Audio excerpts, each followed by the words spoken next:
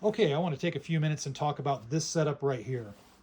So this AR setup is a pistol and it's a 10.5 inch. And the reason I have this set up the way it is because I wanted to put together something that could be a good, basic, versatile gun for truck gun use.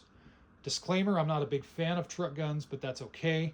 I know a lot of you are, so I thought, let me get something configured in a way that I would want it if I were to have some sort of truck gun or something like that.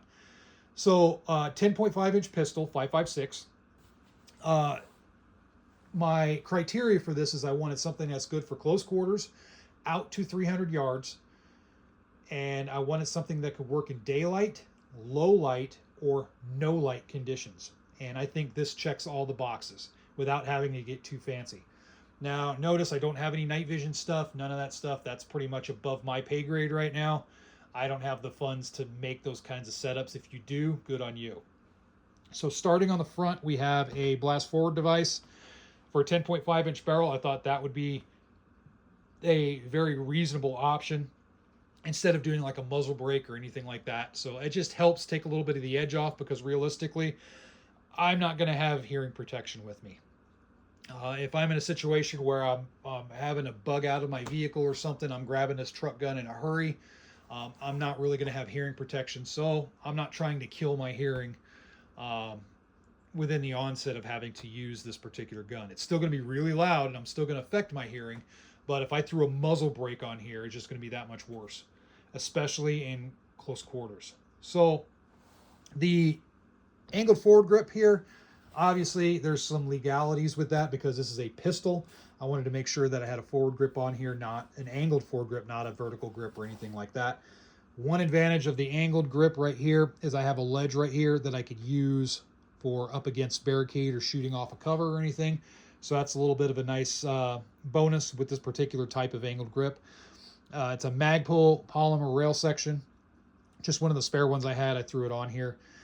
Magpul covers, Magpul sling mount, Magpul sling. Then I have an Inforce light on here. The reason I went with Inforce is this is a Generation 3, very good quality, and they're low footprint.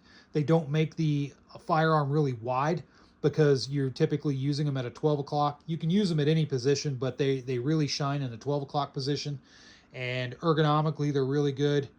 The mounting system is pretty solid on it, and I just like the versatility of it. And with the height on here, it's not really obscuring my magnified optic. It's just a tiny bit on the bottom of the view out of my optic, but it's not really hardly noticeable unless I actually look for it. So moving back, I have a Magpul trigger guard, Magpul grip. It's a smaller size grip, so that way I take just a little bit of the bulk out. And then this came with the Magpul pistol brace, so that's what I have on there. I will flip this guy over. The Optic is the Primary Arms SLX 3-power and Prism, and I really like this. It's a very robust optic. It's very well made, and you'll notice I don't have irons on this because I don't think I need them. I don't think I need the backup irons. I could throw them on there, but it just adds a little bit of weight and bulk.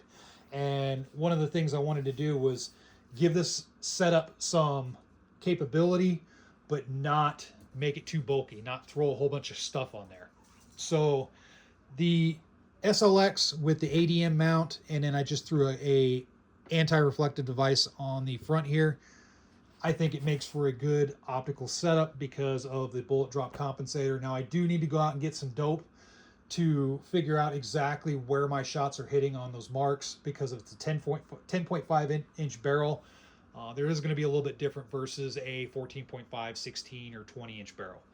So it still works. You just got to go out and figure out your holes and all that good stuff.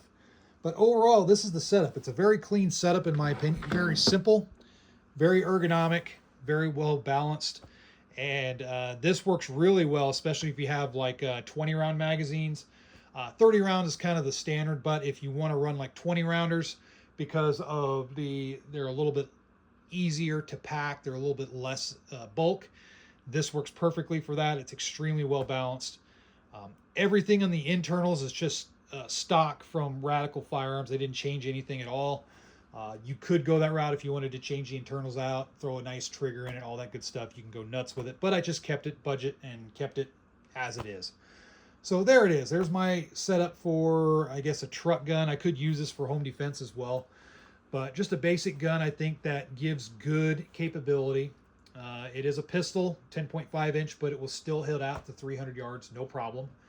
But let me know what you guys think, and post in the comment section what you think is a good configuration, because this is just one configuration out of millions, literally, with the AR platform. So if you have good ideas, or if you have something that's set up that you really like, that's a good basic like home defense pistol, or even a longer rifle or an SBR, or if you have something, you know, that uses a truck gun, post it and let us know.